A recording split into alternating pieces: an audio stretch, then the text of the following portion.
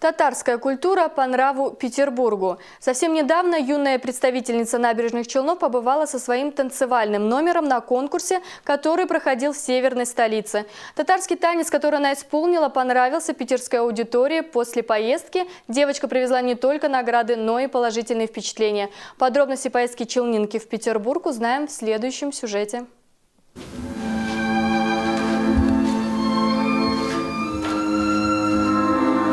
За 9 лет своей танцевальной деятельности Анастасия Мордовина добилась много наград. Но диплом лауреата, привезенный с конкурса «Салют талантов», стал самым значимым для юной танцовщицы.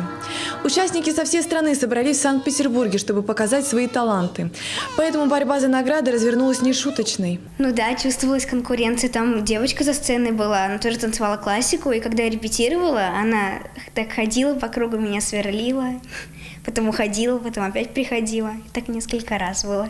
Анастасия целый год готовилась к конкурсу со своей преподавательницей.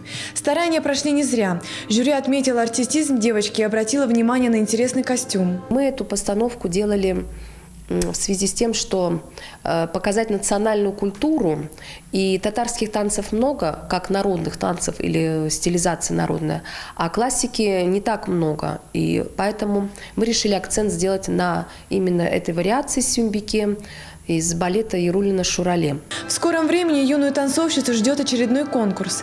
Так как Анастасия является единственным представителем Набережных Челнов, родители и преподаватели ждут от нее достойных результатов. Ксения Антонова, Дмитрий Рачеев для программы «Новости».